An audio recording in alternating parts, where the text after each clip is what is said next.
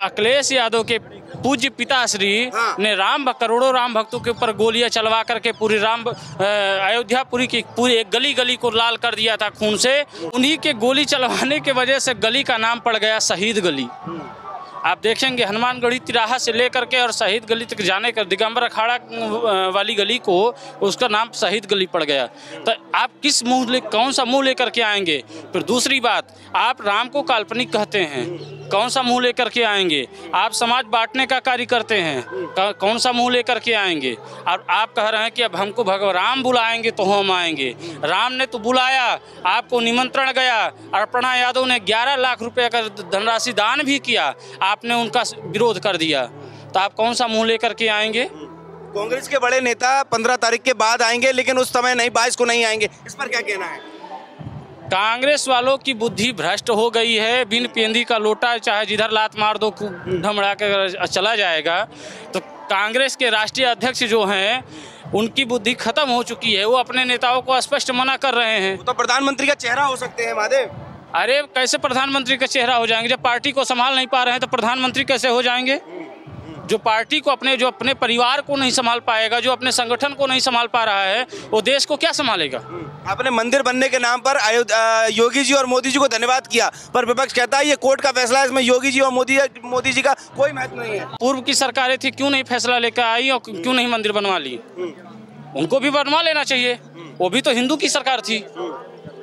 तो राहुल गांधी को लेकर जो न्याय यात्रा 15 तारीख को निकल रही है, ये डेट 15 तारीख को क्यों रखी गई? मंदिर नहीं आना इसलिए? किसके साथ अन्याय हुआ है तो न्याय यात्रा निकालेंगे। सवाल यही है कि न्याय किसको मिलने वाला है उस यात्रा से? तो वही तो बता रहा हूँ कि किसके साथ अन्याय हो रहा है तो अन्याय उनको चाहिए। सबके साथ तो न्याय ही हो रहा है ना। किसके साथ अन्याय हुआ है? आपके साथ अन्याय हुआ है? आपके साथ अन्याय हुआ है तो आप, जब आपके साथ अन्याय हुआ नहीं तो आप न्याय कैसे मांगेंगे भाई? जब आपके साथ न्याय है तो न्याय तो है ही है। अन्याय तो आपके साथ हुआ नहीं है। जब आपके साथ अन्याय होगा तब आप न्याय की कल्पना करेंगे। जब अन्याय हुआ नहीं है तो न्याय आपके पास है। 15 तारीख से राहुल गांधी न्याय यात्रा निकाल रहे हैं, भारत न्याय यात्रा। क्या लगता है किसको न्याय दिलाने की बात कर रहे हैं? मंदिर नहीं आना चाहते हैं इसलिए ये टाइम लगा? देखिए, उनकी बुद्धि हो चुकी है भ्रष्ट। अब जब मंदिर का फैसला सरकार में आ गया है और मंदिर बन के तैयार हो गया, रामलला सरकार विराजमान होने वाले हैं, तो उनकी जो बुद्धि भ्रष्ट हो गई है वो इस पर राजनीति कर रहे हैं कि किसी न किसी तरीके से जो राम भक्त हैं उनको इधर उधर किया जाए। लेकिन राम भक्त जो है राम के हो चुके हैं, अब उनके कहने से कुछ नहीं होने वाला और इसी तरह करते रहेंगे, उनका कोई मतलब नहीं है। जो राम को लाए हैं हम उनको लाएंगे। वो हमेशा वो प्रधानमंत्री जी थे, आगे भी प्रधानमंत्री जी वही बनेंगे। और हमारे श्री रामचंद्र सरकार को विराजमान करने में सबसे ज़्यादा इस सरकार कहाँ थे? भले कई हजारों वर्षों से जो संतों ने जो बलिदान दिया है उसका प्रतिफल तो ये बन रहा है, परंतु इस सरकार में हुआ है ना, मंदिर इस सरकार में बना है ना कि उनके सरकार में बना है। और सबसे बड़ी कह रहे हैं कि कोर्ट ने फैसला दिया इसलिए बन गया है। अरे अब उनकी बुद्धि भ्रष्ट हो चुकी है। जिनके पिताश्री, हमें तो यकीन ही नहीं, तो उन्हीं के पुत्र हैं कि नहीं राहुल गांधी जी? और जिनके पिताश्री के द्वारा मंदिर का ताला खुलवाया गया, वही कह रहे राम काल्पनिक है, वही कह रहे राम काल्पनिक है। हमको तो विश्वास ही नहीं होता, उन्हीं के पुत्र हैं, उन्हीं के वंशज हैं कि नहीं, यही हमको नहीं विश्वास हो रहा। इसी कह रहे हैं कि यहाँ पर हम अपने बच्चों को बताएंगे कि यहाँ मस्जिद थी, मस्जिद है और मस्जिद रहेगी। किस हिसाब से बताएंगे? कौन सा मुँह लेकर के आएंगे बताने? वहाँ पहले राम मंदिर थी, हमारे पुराणों में लिखा है, और कोर्ट ने जब फैसला दिया तो इसका मतलब थोड़ी कि हिंदुओं की पक्षता के दे दिया, उसका भी प्रमाण दिया हमारे बड़े महाराज डॉक्टर रामविलास वेदांती जी ने और पूज्य श्री रामभद्राचार्य जी महाराज ने। कोर्ट में जा करके दिया है, उसका सबूत दिया है, तब जा करके मंदिर बना है। लाखों बलिदान हुए हैं तब जा करके मंदिर बना, ऐसे मंदिर नहीं बन गया है। उसके कहने से कुछ नहीं होने वाला है यहाँ पर। फिर वो क्यों कह रहे हैं कि हम तो बताएंगे मस्जिद थी, मस्जिद, और हमारी सरकार कभी अगर हमारे पक्ष में आएगी तो कुछ और भी? देखो, जिसको जो कहना है वो कह दिया है, अब कुछ नहीं होने वाला है। ये केवल ऐसे बोल रहे हैं, इनका कोई मतलब नहीं है। मंदिर वहाँ बन रहा है, लाखों भक्त आ रहे हैं। देखिए अयोध्या जाकर कैसी अयोध्या सज रही है। 22 तारीख को हमारे रामलला सरकार विराजमान होंगे। अयोध्या ही नहीं, अभी तो पूरा विश्व राममय हो चुका है। अब किसी के कहने से कुछ होने वाला नहीं। बेरोजगारी के लिए कुछ कर नहीं रहे हैं, मंदिर बना रहे हैं। अरे बेरोजगार किसको रोजगार नहीं मिल रहा है? वहाँ आप अयोध्या जाइए, पहले उसी राम पैड़ी पर घुटने भर तक कचरा था। अब वहाँ पर आप जाइए, कितने श्रद्धालु आ रहे हैं। जो श्रद्धालु गाड़ी से आ रहे हैं उनको रोजगार नहीं मिल रहा है, जो वहाँ पर बेच रहे हैं उनको रोजगार नहीं मिल रहा है। अभी मंदिर जब बन जाएगा, अब मंदिर बनने के बाद जो फूल बेचेगा उसे रोजगार नहीं मिलेगा, ऑटो चलेगा। देखिए एयरपोर्ट बन गया है, प्लेन जब चलेगी तो विदेशों से लोग आएंगे, रोजगार नहीं मिलेगा। कौन कह रहा है रोजगार नहीं मिलेगा? मंदिर से रोजगार भी मिल रहा है, मंदिर से धर्म भी बढ़ रहा है, और मंदिर से लोगों की आस्थाएं जो कम हो गई थी वह अब बढ़ रहे हैं। मंदिर से सबको रोजगार मिल रहा है। ये सब पार्टियां अपना राजनीति करती रहती हैं और भगवान का कार्य तो होता ही रहेगा, कोई कुछ रोक नहीं पाएगा। आपसे जानना चाहें, क्या नाम है आपका? शुभ नाम राधे श्याम शास्त्री जी है, अयोध्या धाम। शास्त्री जी, क्या लग रहा है 2024 का चुनाव है, 22 जनवरी 2024 को प्राण प्रतिष्ठा है, क्या लगता है आपको? निराली राम की नगरी, निराला राम मेरा है, उमड़ता प्यार का सागर जहाँ मेरे राम का डेरा है। बोलो जय श्री राम।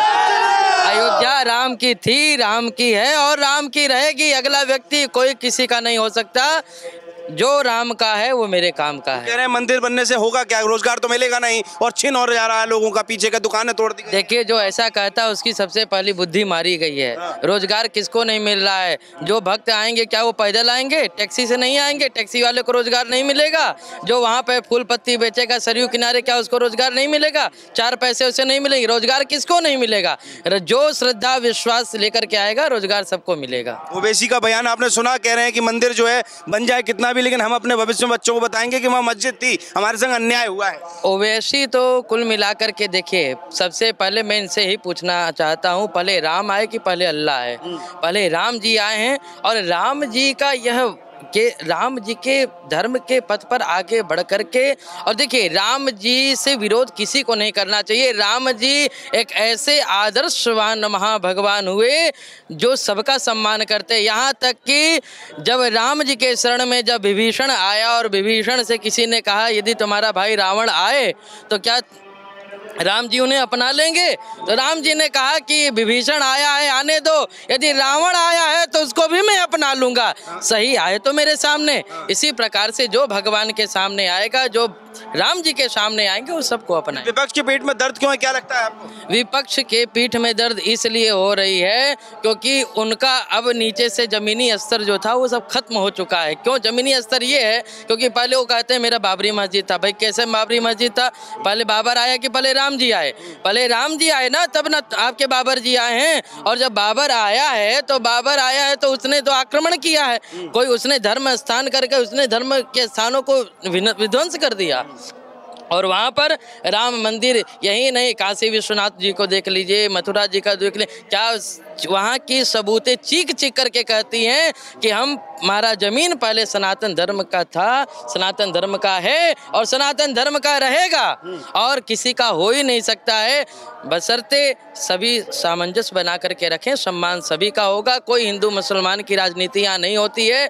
बस विपक्ष का कारण क्यों है कि मंदिर बनने के बाद भी अब राजनीतिकरण की बात कर रही है? बोले मंदिर की प्राण प्रतिष्ठा नहीं हो रही है, ये राजनीतिकरण हो रहा है मंदिर के नाम। राजनीतिकरण इसलिए हो रहा है, इसलिए हो रही है महाराज, क्योंकि वो जानते हैं कुल मिलाकर के अपना पेट पालना चाहते हैं, कुल मिलाकर के अपना सरकार जान बचाना चाहते हैं कि किसी प्रकार से हमारा सरकार बची रहे और दाल रोटी चलती रहे। कुल मिलाकर के ये है कि भगवान का अपमान कभी नहीं करना चाहिए। धर्म है वो हतोहंति धर्मो रक्षति रक्षिता, जो धर्म का सम्मान करता है उसे धर्म रक्षा अवश्य करती है। क्या लग रहा है विपक्ष धर्म का सम्मान नहीं कर रहा है? बिल्कुल नहीं कर रही है। जो कह रहे हैं कि यहाँ पे मंदिर हटा करके हम फिर मस्जिद बनाएंगे, धर्म का सम्मान कहाँ? वो तो विध्वंस कर रही है। इसलिए आप धर्म का सम्मान मैं आपका कब मानूंगा? जब आप राम मंदिर बन रहा है, साथ में आप भी सपोर्ट करो, आप भी जय श्री राम कहो। जय श्री राम नहीं कर सकते, हम कहते हैं पुष्प नहीं बन सकते हो तो कांटे बनकर बत रहना।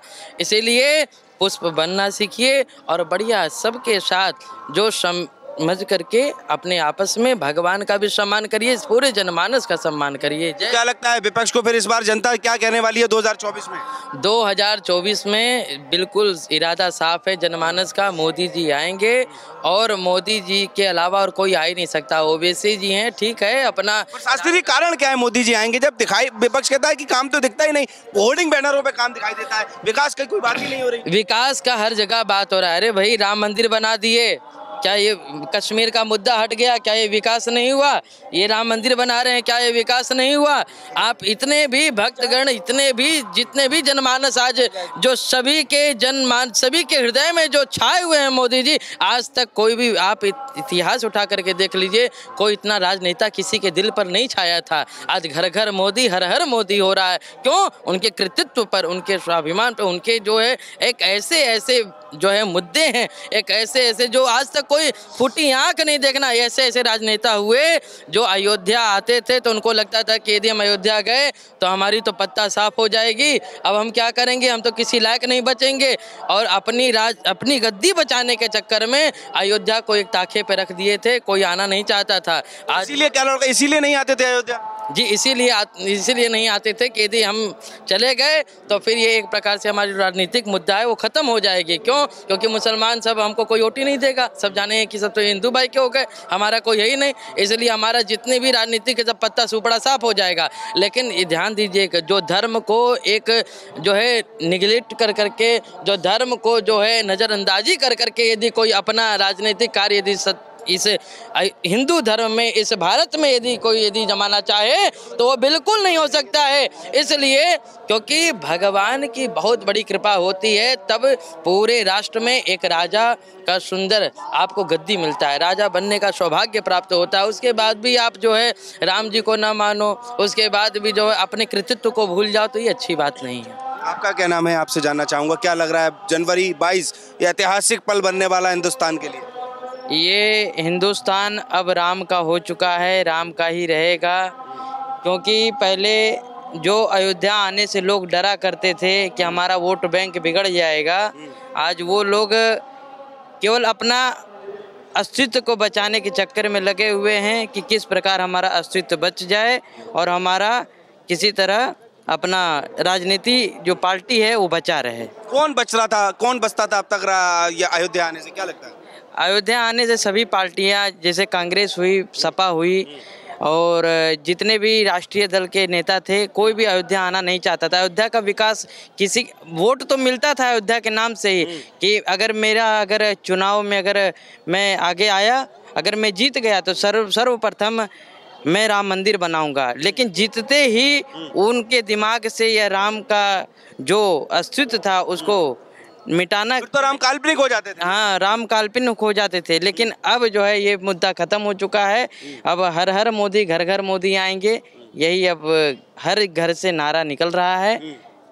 तो विपक्ष क्या करेगा फिर इस बार 2024 में? विपक्ष क्या करेगा? विपक्ष जो है अपना जो है कोई अन्य रास्ता, राम मंदिर में आवे, राम जी का भजन करे, दाल रोटी मिलेगा उनको खाने के लिए, और क्या करेगा। तो राहुल जी मंदिर अगर दर्शन कर जाएंगे तो क्या प्रधानमंत्री बन जाएंगे? नहीं बनेंगे ना, उनके अंदर वो क्षमता ही नहीं है बनने का, जो था वो गवा चुके हैं। 15 तारीख से यात्रा इसलिए शुरू कर रहे हैं कि मंदिर ना जाना पड़े। हाँ, इसीलिए वो चालू कर रहे हैं कि हम अब किसी तरह हम अपने अस्तित्व को बचाने के चक्कर में जो है अब राम मंदिर न जाएं, हम किसी दूसरे अन्य कार्य में लगे रहें। क्या लगता है महाराज जी, 15 तारीख से इसीलिए यात्रा हो रही है? देखिए, उनकी जो यात्रा नहीं, वो तो दिखावटी होता है। यात्रा तो सबसे पहले राम जी से ही शुरू करनी चाहिए। सबसे पहले राम मंदिर आ रहे, 22 जनवरी को उद्घाटन हो रहा है। यदि उनको यात्रा भी यदि शुरू करनी है तो राम मंदिर के भव्य निर्माण उद्घाटन हो रहा है, उसमें आवे, यहाँ से यात्रा शुरू करें। और यहाँ से जब यात्रा शुरू करेंगे ना, तो सबसे पहले उनको जो है ये जो बुद्धि में जो उनको लगता है कि राम जी काल्पनिक थे, उनको लगेगा कि नहीं, राम जी थे, राम जी हैं, इसीलिए राम जी अपना मंदिर बनवा लिए और राम जी का यह सुंदर मंदिर भव्य बन गया है। और यात्रा, राम के बिना सब कुछ बेकार है। ये चाहे वो जीवन की यात्रा हो, चाहे वो विवाह की यात्रा हो, चाहे राजनीतिक दल की यात्रा हो, कोई भी यात्रा हो, यदि आपको शुरुआत कर सबसे आगे राम जी को रखिए। राम जी के पद चिन्हों पर जब आप चलोगे, जो भरा नहीं है भावों से बहती, जिसमें रसधार नहीं, वो हृदय नहीं, वो पत्थर है, जिसको स्वदेश से प्यार नहीं, जिसको प्रभु राम से प्यार नहीं। इसलिए प्रभु राम जी से मिलिए, प्रभु राम जी से जुड़िए और अपनी यात्रा शुरू करिए। यात्रा से हमें कोई विरोध नहीं है, लेकिन यात्रा को आप केंद्र में रखते हुए अपना सदृष्टि भी रखिए। जय श्री राम।